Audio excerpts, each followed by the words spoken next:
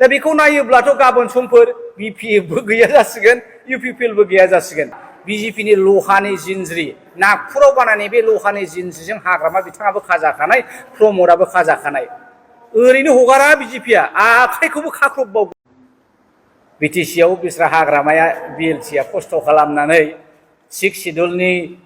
दारै जिबायदि सक्तिशालि गोहोगोरा मोनसे बिटिसि एकर्ड खालामदोंमोन दिनै बिटिआर खालामनानै बेबो लससो जाबाय थाखानाय डिपार्टमेन्टआनो सेना लांजाबाय नायबाय जे दिनैनि दिनाव ओरैबायदि माने बिथा गैयैसो जालांबाय खोनादों आङो प्रमद बर'आ एमपि जासिगोन जाहैबाय बोरैबा बोरैबि साननायखौ आं खोनानाया नंगौब्ला आरो हाग्रामाया बिटिसिआव फैसिगोन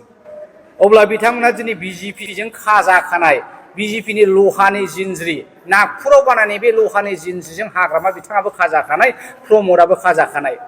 ओरैनो हगारा बिजेपिया आखाइखौबो खाख्रबबावगोनसो दा बेखौ नायोब्लाथ' गाबोन समफोर बिपिएफबो गैया जासिगोन इउपिपिएलबो गैया जासिगोन बे समावहाय बिटिसिनि बाथ्राबो फैला बिटिआरनि बाथ्राबो सोर सालायगोन बिजेपिया सालायगोन नामा बेखौहाय बिजेपिनि खनसेबा आलदा दा बेखायनो आङो सानदों दुवार्सआ फैनानै टेकआप खालामोब्ला बे ग्रेटारबो जाहैबाय गुवारसिनबो जाहैबाय दा बे हिसाबै दुवार्सनि कनसेप्टखौसो दिनैनि दिनाव माथो साबसिन नुबाय नोंथाङा माबायदि हेफाजाब खालामगोन कंग्रेसनि जानानै दुवार्स बिग्रा दोलोफोरखौ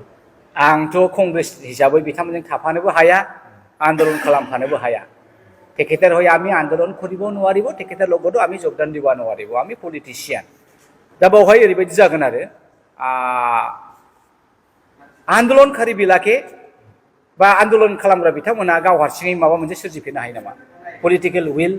पलिटिकल डिप्ल'मेसि गैयाबा दा बे हिसाबै कंग्रेसआ जुदि गभर्नमेन्टआव फैयोब्ला गमामायैनो कंग्रेसे जुदि सरकाराव আহে ডুয়ার্স ডিমান্ড যদি আগবাঢ়ি থাকে আমি এটা লাইনত কংগ্ৰেছৰ হৈ পেলাই ৰাহুল গান্ধী ডাঙৰীয়াৰ লগত কথা পাতিব পাৰিব সোনিয়া গান্ধী বাইদেউৰ লগত কথা পাতিব পাৰিব মাল্লিকাৰ্জুন খাৰ্গে ডাঙৰীয়াৰ লগত আমি কথা পাতিব পাৰিব আমি এপিচিচিৰ বৰ্তমান যে প্ৰেসিডেন্ট ভৱিষ্যতৰ সিএম ভূপেন কুমাৰ বৰা ডাঙৰীয়াৰ লগত আমি কথা পাতিব পাৰিব এই হিচাপে নিশ্চয় এদিন এই গৰ্জন মোছাহাৰীও ডুয়াৰ্ছৰ কাৰণে সহায় হ'ব যেন মই লাগিছে बियो बेंगलनि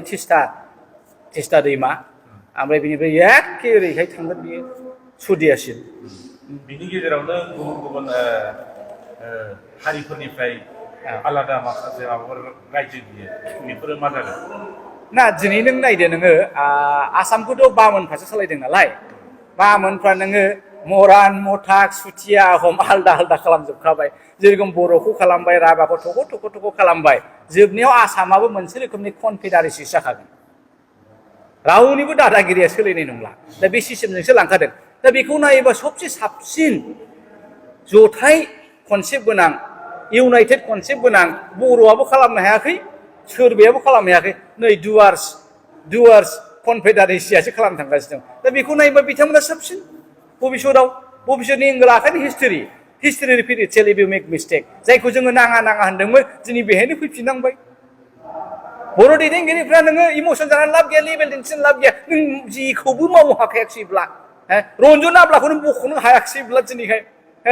बिटिसिनि सिक्स सिडुल एन्टिखौ नों लाखिनो हायाखैबा दिनै नोंलाय मानि बर' लिडार हु आर इउ नों सोर मानो लिडार बुंदों नोंलाय हारिनि थाखाय नों मावनो हायाखैबा मोनखानायखौ नों सख'बाय थाबायबा नोंखौ जों बोरै होनगोन बर'नि दैदेनगिरि होननानैलाय इउ आर नट दा बेफोर आरो गोबां खोथा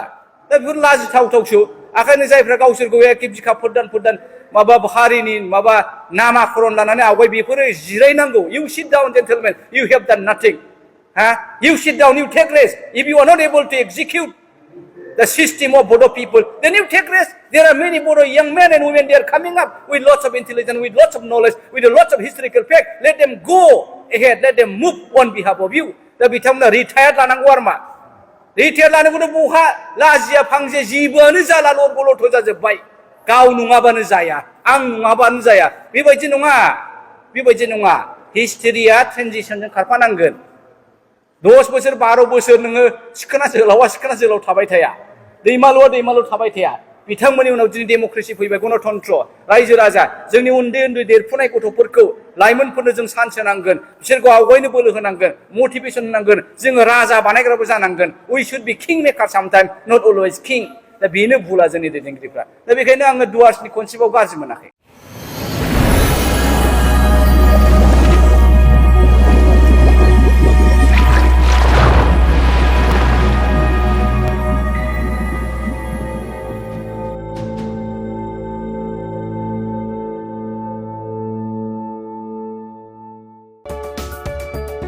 नोंथाङा गोबां रां आरजिनो गोसो जादों नामा?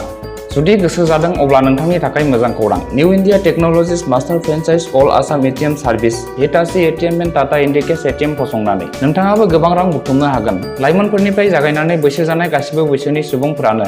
बे फालांगिजों गोरलैयैनो रां आरजिनो हागोन। नोंथांनि गामियावबो बे एटिएम मेसिनखौ फसंनानै नोंथाङाबो मुलाम्फा मोननो हागोन। बांसिनै मिन्थिनो थाखाय 7002005007 एबा 9401230135 जानबुं अनजिमायाव दिनैनो सुलाद ला।